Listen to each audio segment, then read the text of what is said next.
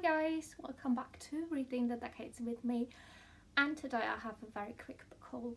So my bank card expired and it takes some time to get a new bank card, so I couldn't buy any books basically. So my fiance was sweet enough to let me choose a few books, and so this is quite a quick one.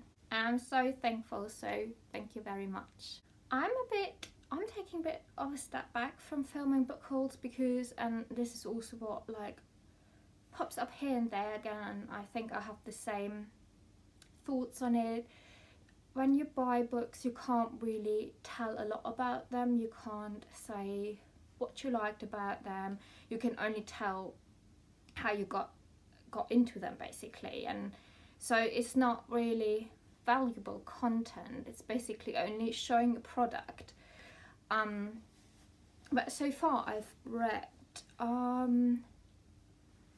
of the books I got, so yeah, I won't give a deep review of them because I think I'm definitely gonna talk about them in my February wrap up, which is going to be up in 2 weeks because then we'll already be in March. So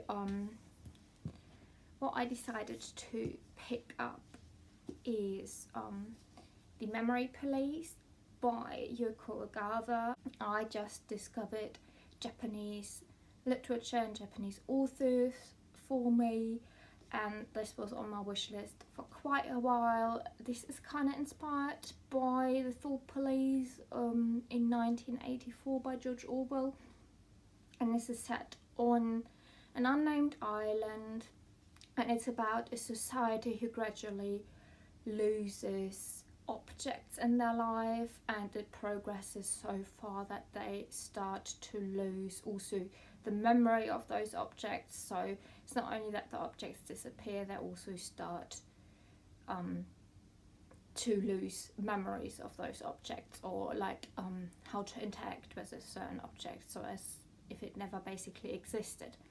And it's about a writer who hides her editor in her house because there's a memory police who arrests everybody who still remembers, and he's one of the people who continues to remember. And it's very interesting.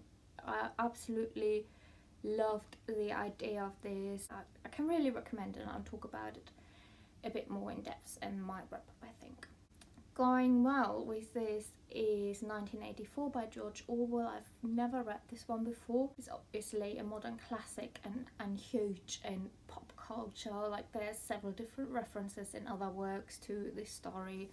I finally came around reading this right after I've read The Memory Police, and I got it in this really very nice Everyman's Library edition.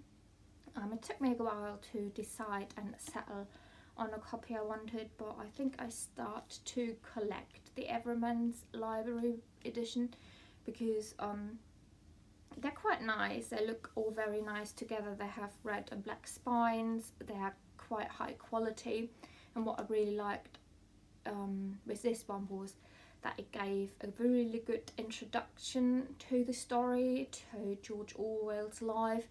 And also what I really enjoyed is that they set up a timeline, or a chronology as they call it, where they have the date, what happened in the author's life, what happened literature wise basically, what books just got published, and also they have then on the other page the historical events that happened and that set date. So yeah, I've read 1984. I was absolutely amazed by it. I loved this story as far as you can love a depressing story like this. And yeah, if you don't know what 1984 is about, it's basically about a regime that puts itself at the top. It's a very good book about surveillance capitalism in fictional format. Really like that one. Then I got Sympathy by Olivia Suchik, I think is her name, and this book is about I think a 23-year-old British girl who moves to New York and tries to find a career path, tries to find her place in life, and gradually becomes obsessed with a Japanese writer who moved to New York as well from Japan. The protagonist is quite interested in Japanese culture and lived there briefly, and now she makes up that she has a special connection to this Japanese writer because there are certain coincidences that link her life to the Japanese writer's life. And it was a bit slow at points, but that was also maybe because while I was reading this I had a bit of brain fog going on, so it took me quite a while to read this book, and it's over 400 pages, doesn't look that big. But yeah, in the end I quite enjoyed it, and I talk more about it in my wrap-up as well. Then I got The Migration by Helen Marshall, and the premise of it was that it is quite a relevant story. It's about climate catastrophe and how the climate changed and how that also changed society. It's about a girl who has to move because his sister is ill she suffers from this disease that starts to spread in young adults and children, and together with her aunt who works in research at Oxford, she tries to find out more about this disease, while simultaneously the weather is getting worse and worse.